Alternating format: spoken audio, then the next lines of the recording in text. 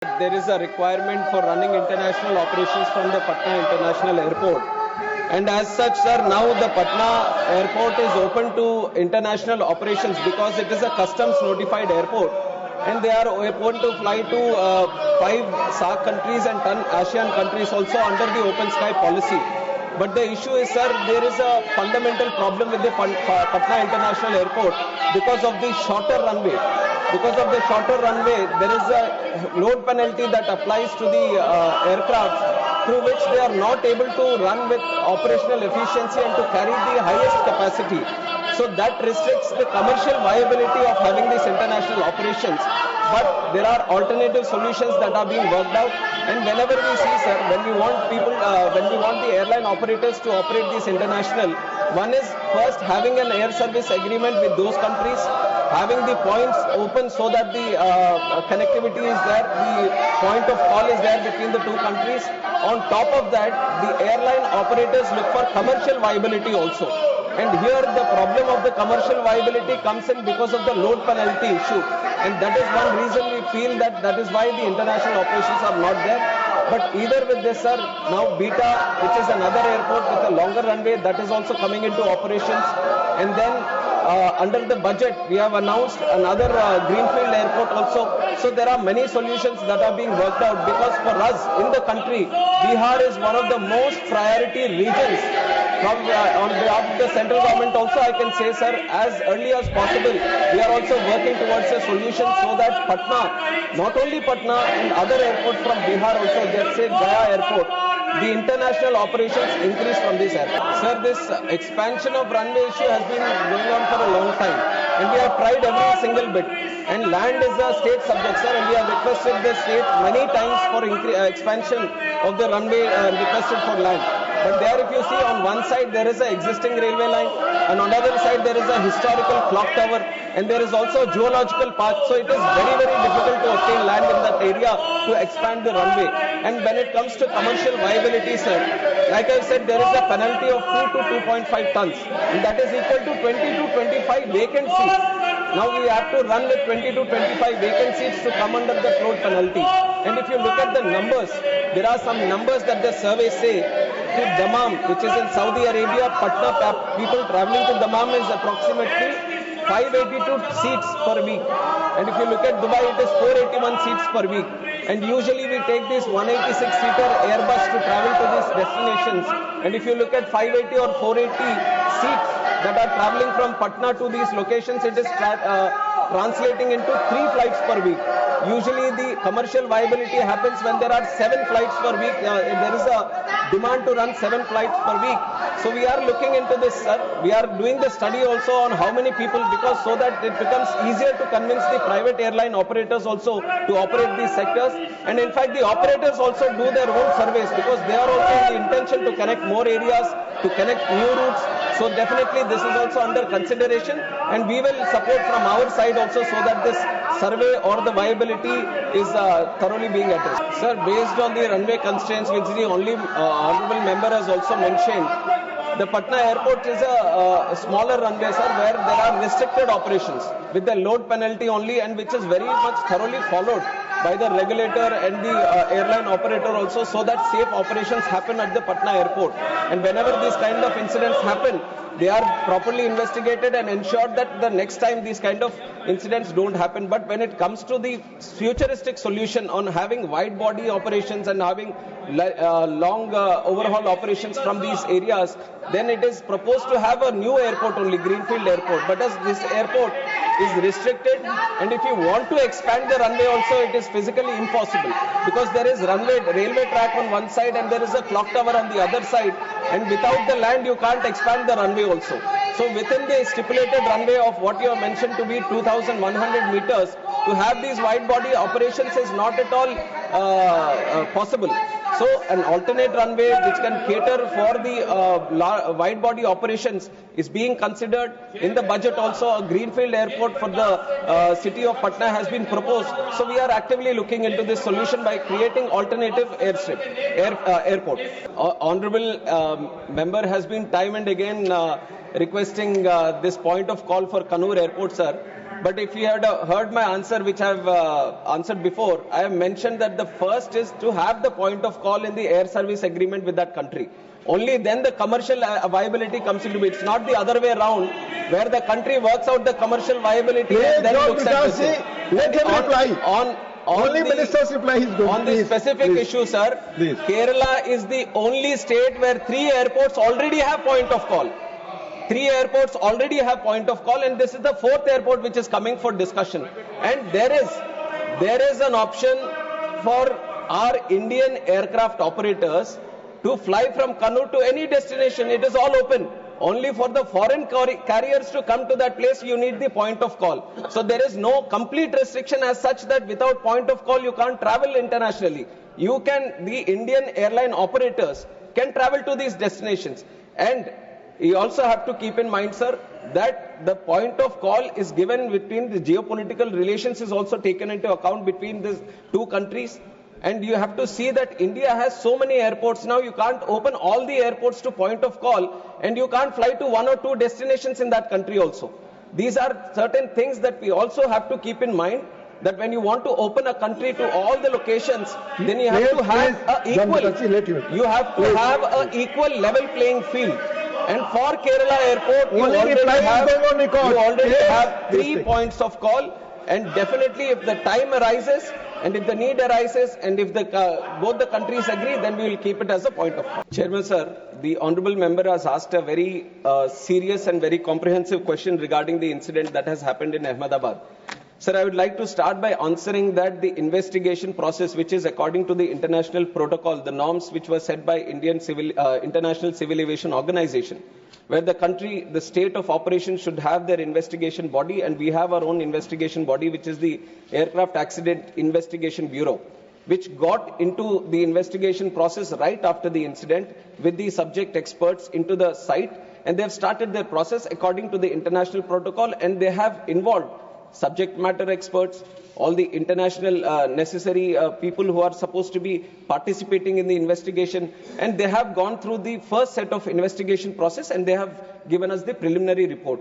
And if you look at the preliminary report, sir, AIB, as for the first time, so whenever these incidents happen, and if the black box gets damaged, black box is the flight data recorder, which has all the necessary information which gets recorded. And whenever there is a slight damage that happens, it was always, it came to that point, sir, where we were sending the black box outside to the original equipment manufacturer to come out with the suggestions or to come out with the exact cause of what happened, and to come out with the further future action on, it can be the Boeing 787 or the series or the fuel switches and many things which have come under question, or the avionics, which you have also mentioned in your question. To have a definitive answer and a definitive future correction measures, we have to look at the final report, sir. And I can say this to the House and through you to the people of this country also, that the AIB has a very definitive, thorough, rule-based process. They are very transparently looking into the process right now, and they are totally unbiased. This also I can say that the AIB is totally unbiased and looking into the facts. Now, there can be many questions also. I have seen multiple articles myself. I have seen multiple articles not only by the Indian media, but also the Western media trying to promote their own narrative, their own viewpoint, their own kind of consideration. But I have to tell you that the way we are seeing the investigation is through the facts. We want to stand by the truth, not what is happening with the pilots, or not what is happening with the Boeing, or not what is happening with the Air India or any other stakeholder which is this. We want to stand by the truth. We want to find out what exactly happened, and that is only going to be coming out once the final report has been placed. So we have to respect the process of investigation, and once that process of investigation has happened, then we can talk about what happened and how it happened, and then the corrective measures. If we talk about the other incidents that would have happened before, let it be the Air Nippon, Japanese Airways, or any other airways for that fact, every time any incident happens in any country, then the same process is followed, where the investigation body gets into the process of investigation, and once the thorough investigation is done and the final report is placed, only then the corrective measures to all these countries and all these airline operators and all the regulators is sent, so that the corrective action is being done. And this has happened in the previous incidences also, wherever there was any incident happened, whenever there was a mandatory suggestive correction measures that were supposed to be done through the international protocol, it is mandatory for every state regulator to follow these and every airline operator to follow these. And we have thoroughly, without any negligence, we have thoroughly followed all the corrective and suggestive measures from the ICAO international protocol. We all know the kind of progress civil aviation took in the last 10 years, and I have also been time and again talking about the tremendous numbers depicting the growth that we have seen in the country, right, in the number of aircrafts or the passengers that travel through who prefer air travel, or the number of airports. Everything has almost doubled in the last 10 years, or more than doubled in the last 10 years, sir. Even after we see that the COVID, which was a major road break for civil aviation, we have crossed the pre-COVID numbers, and we are seeing a tremendous growth in civil aviation network. And this is why we from the ministry also recommended that we need to create more posts in this DGCA, so that the surveillance or the safety or the security of civil aviation is very much intact with the tremendous robust growth that we are seeing. And this posts that we are seeing which are vacant, which has come to discussion, is the posts which have been created in last year and over the period of last 2 to 3 years. And we have to understand that creation of posts and recruitment of posts is a continuous process. And there is UPSC which is also involved. And we from the ministry are in continuous discussion. And last year itself, we have recruited 103 posts, which in the history of DGCA was the highest number of posts which was recruited. And this year we have planned to recruit 190. Where UPSC also has come forward, and by October, end of October, we are going to recruit 190 posts for this DGCA. And the other thing, which is more practical that I want to tell the House, is that these are very niche and technical posts. It's not like we have a huge pool. This is a limited pool of subject matter experts, let it be the engineers or the pilots or medical experts, aviation related experts. This is a very specific pool of people that we are trying to pick up from. And it is a very tough process of picking up the right people, because these are going to be the regulators, these are going to be the inspectors, these are going to take care of the safety. So the recruitment process is also a very rigorous process, and we are doing our, we have taken notice of this thing also, and it has been continuing process, and we are putting more pressure so that the timelines for the recruitment also come down, and very soon we are in the process of achieving 90% of these vacancies also to be recruited. Thank you. Third supplementary, Manishri R. Girirajan. Thank you, sir. I would like to know from the Honourable Minister whether the government has formed any high-level committee and formulated any new norms and procedures to be adopted and complied during the safety audits and routine inspections of each and every flight before the takeoff, and to provide special refresher training to ensure the physical, mental and emotional stability of the pilots are stable and fit to fly after they complete the 1,000 hours of flight. Thank you, sir. Thank you. Sir, like I said, after the incident itself, one aircraft investigation bureau, they are running the investigative process into finding out how and why the incident happened. And on the other side, overlooking in a holistic approach on the safety measures and what can be done further.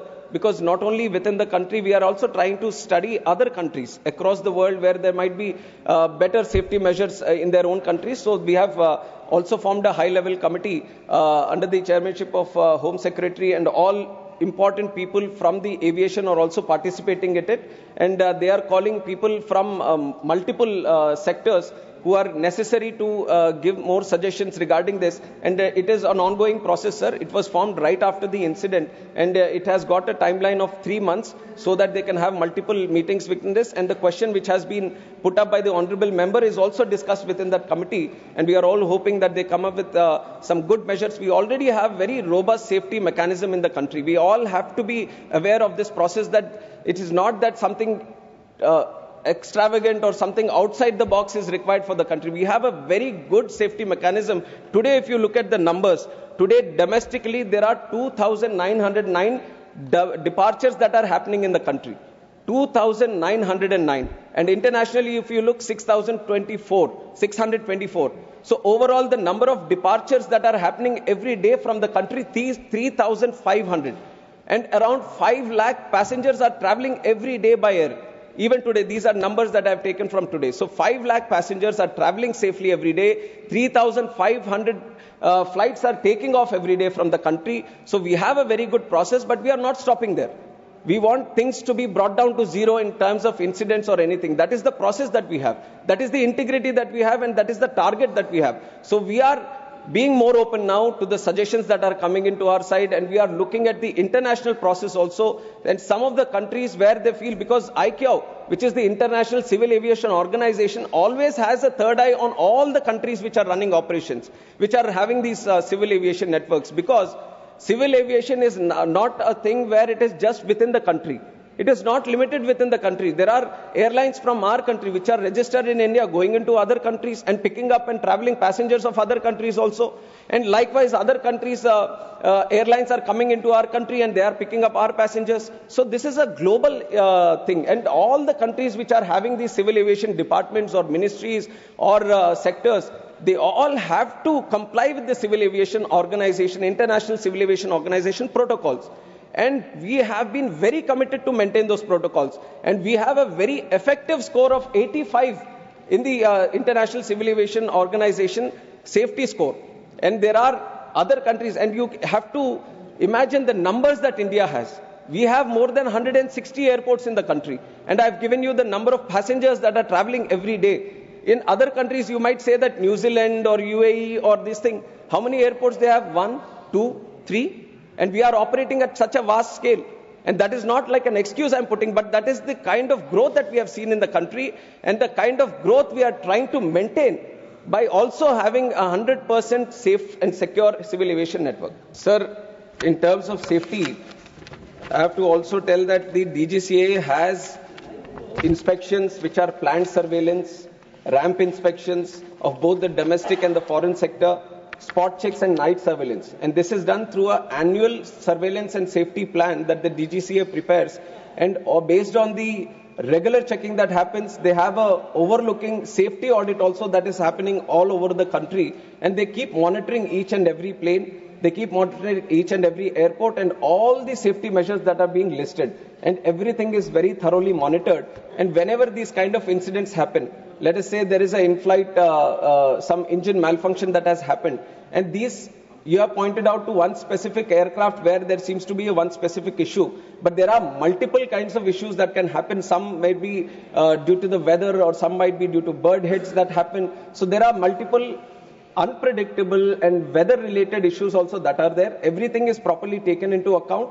But for that, to ensure that the operations are still safe, even if it is mid-flight journey or on the ground, any incident that is happening, there is a thorough protocol. And it is not that we have invented the protocol or we have invented the safety process.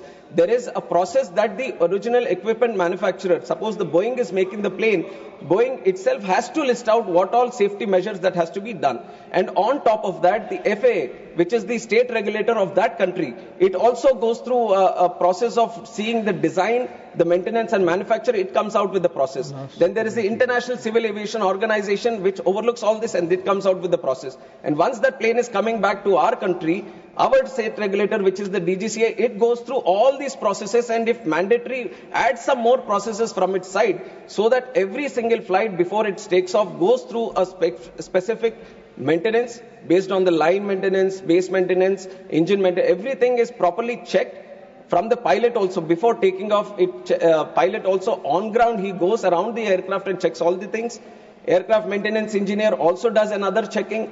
After robust checking and properly dotting down what is happening with the aircraft, only then looking at the rules and procedures, if the aircraft is good for taking off at the time, only then it is supposed to be taken off.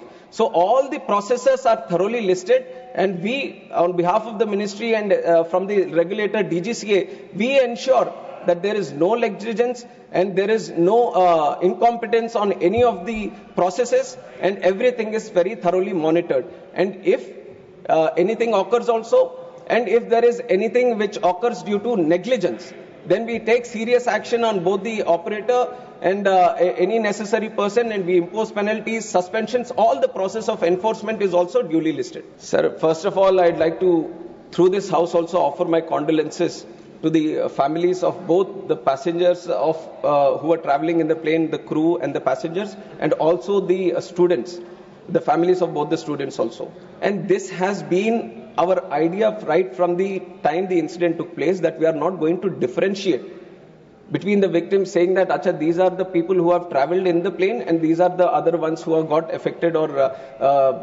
succumbed to outside injuries outside the plane. And all the support that is being extended to the victims of the families inside the plane, the same assistance is being extended to all the families of the people, students who have died outside also, sir. And the compensation also equally, they have also been taken into account and they are being provided the compensation and the necessary support for the future also. Much of this, the responsibility has been taken by Air India, and combinedly, all the people, both in flight and off, everyone is being taken care of, both from the family side, and all the compensation is being equal. And this, not only in terms of compensation definitely equal, but in terms of assistance also that we are trying to provide from the government side, there is no difference. We are keeping, both are being taken into account in the same process. Sir, your question also has the answer. In a routine way, all these checks are already done. When there is a directive that is issued, then there is a special check that is done. But in terms of all the equipment that is there, according to the protocol that is listed, all the checks are thoroughly done. It is not that only when they say that this has to be checked, there is a special check that is done. All the fuel switches, all the cockpit, all the tires, everything get checked very robustly, very regularly. That is why we have a very tough process. But taking an advance, like you said, we wanted to be more thorough. All checking has been duly happening from that time. And what you have mentioned, what the FAA has done also, there are two types of directives. That is, one is the AD, which is the Airworthiness Directive, which is a mandatory, that all the other state regulators, they all follow. But what you have mentioned right now is a special airworthiness information bulletin, which is not a mandatory thing.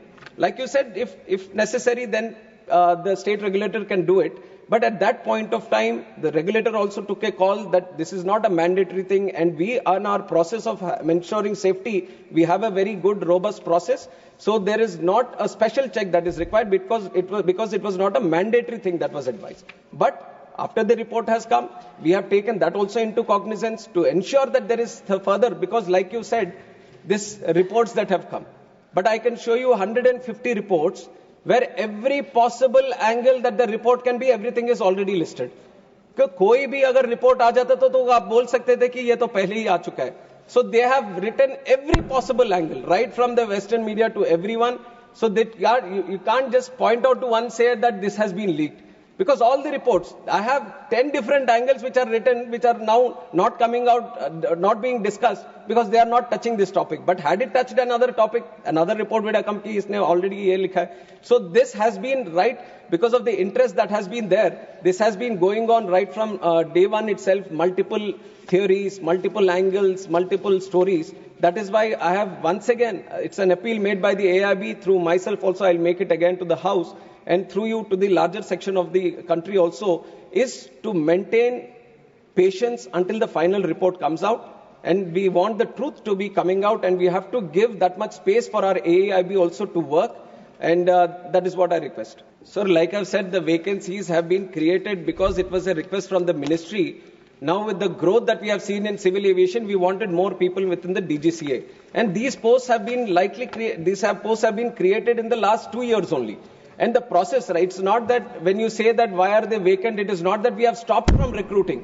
Right from the day they were created, we have started the process. It is a continuous process. It has to go through various cycles of recruitment also. And the only thing that I wanted to mention, so that everyone knows a little bit about what is happening in this recruitment, is that this is a very specific pool of people that we are trying to recruit. It is not that we have extensive pool of people. These are subject matter experts, especially in aviation. We are trying to pick up senior people that we are trying to pick up, and who have a demand internationally and in other wings also. And we have a lot of people coming in from Air Force, and they have their own preferences also. So there is a limited pool that we are trying to work with, and we have done every single, in fact, we have put in more effort to do this. That is why I have also mentioned that in the last year, 103 posts which have been recruited was the highest ever. Because we wanted to speed up the process, we wanted to ensure that DGCA, the posts that are created is well equipped and it is full of the people that have to be recruited and no vacancies. It is an ongoing process. This year we are committed to take in 190 more. And also in the future, all the posts are being worked out in such a way that no vacancies, the situation of no vacancies does not arise. Sir, I have to place on record that the DGCA is not under any kind of pressure. It is operating with utmost seriousness, professionalism, and all the requirements that are there that actually strengthens it according to the International Civil Aviation Protocol. At this moment that you're seeing, I've already explained it in a couple of questions also, the situation is that the posts were just recently created. And like you said, when it comes to the technical posts, you need that right technical capabilities people only to be sitting in those posts. And when you look at that kind of experience, that kind of situation, then obviously the pool which is limited makes it much more difficult to engage these people. And these are people who are having to regulate the safety, which is the prime most importance.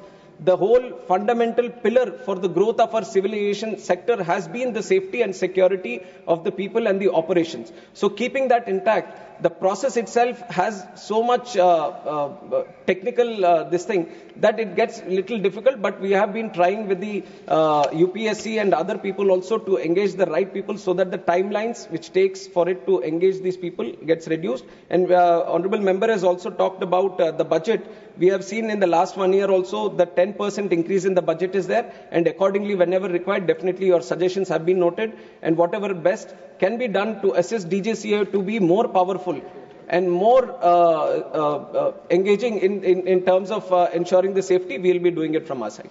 Sir, I'll address the second part first, where it says that no aviation experts have been there. It is not true. There are two subject matter experts in terms of pilots who have been engaged within the investigation team, and likewise other engineers and all from the industry also have been engaged, and International Civil Aviation Organization observer also from the UN, where a lot of articles were there that he was rejected and all. So baseless articles have come up at the time, but everyone who was supposed to be in the investigation team, they have all been there. In fact, pilots have also been there. So that addresses the second part. And also regarding the report releasing, it was entirely up to the AIB.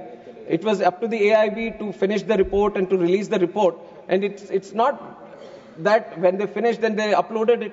It is according to their this thing. I don't think there was very specific reason of why it has been released in the night or in the morning. It was the report which was supposed to be released, and it was released at that time. Sir, I have mentioned in the answer of the first question that this is the first time the FDR, the CVR has been decoded in the country. And how we have done it and why we are saying that we have done it is exactly because we have started the lab which could be able to do it here in India itself. And the money which was there has been put in to establish this lab. It's now, and because of the lab itself, we were able to do it in the country.